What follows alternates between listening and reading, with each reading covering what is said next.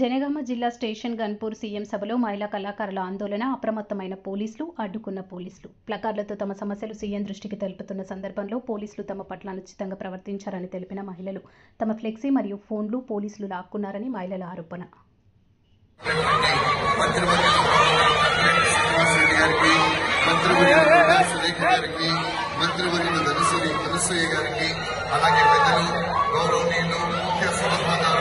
శ్రీ నరేందర్ రెడ్డి గారికి, శాసనసభ్యులు పెద్దలు గౌరవనీయులు నాయని రాజేందర్ రెడ్డి గారికి, ఏఆర్ నాగరాజ్ గారికి, అలాగే రేవూరి ప్రకాష్ రెడ్డి గారికి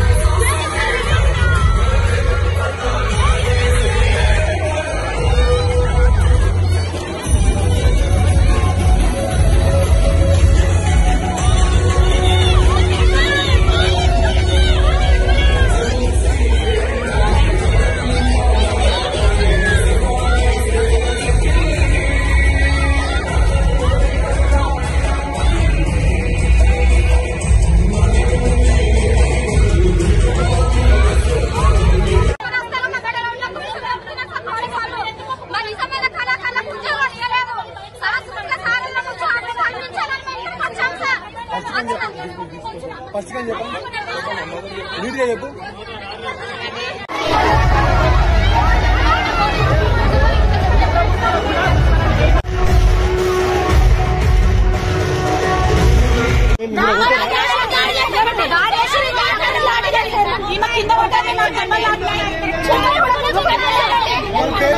ఇష్టం వచ్చినట్టుగా చున్నీలు కూడా గుంజుతున్నారు.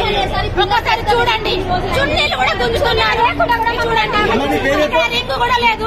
నా పేరు మట్టడ కవిత అండి. నేను హన్మకొండ జిల్లా ఉద్యమ నిరుద్యోగ కళాకారిణి.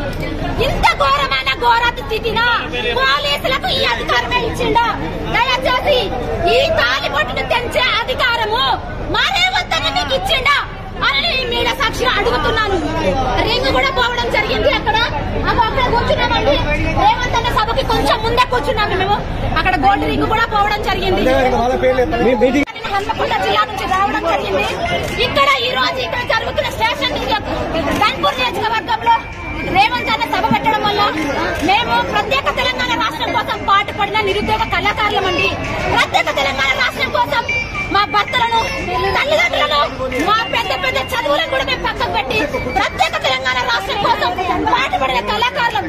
గత ప్రభుత్వంలో కేసీఆర్ 550 మందికి ఉద్యోగాలు ఇవ్వడం జరిగింది. అప్పటి నుంచి మాకు ఇంకా ఉద్యోగాలు ఇవ్వలేదు గత ప్రభుత్వంలో. ఈ ప్రభుత్వం కోసం మా నియోజకవర్గాలలో 1 ఎంపీ కూడా తీసుకోకుండా ప్రచారం చేసి పాటలు పాడిన కళాకారులమండి మేము. మాకు ఉద్యోగాలు రాలేదు.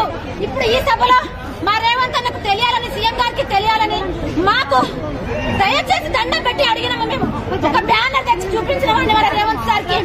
బ్యానర్ తెచ్చి చూపించాము. మేము నిరుద్యోగ కళాకారులము, దయచేసి సార్ మాకు సారథిలో ఉద్యోగాలు కల్పించండి అని ఒక బ్యానర్ చూపించామండి. సీఎం సార్ గారు కూడా చూశారు. ఓకే నేను చూస్తాను, పక్క పెట్టండి అన్నాడు. మేము నిదానంగా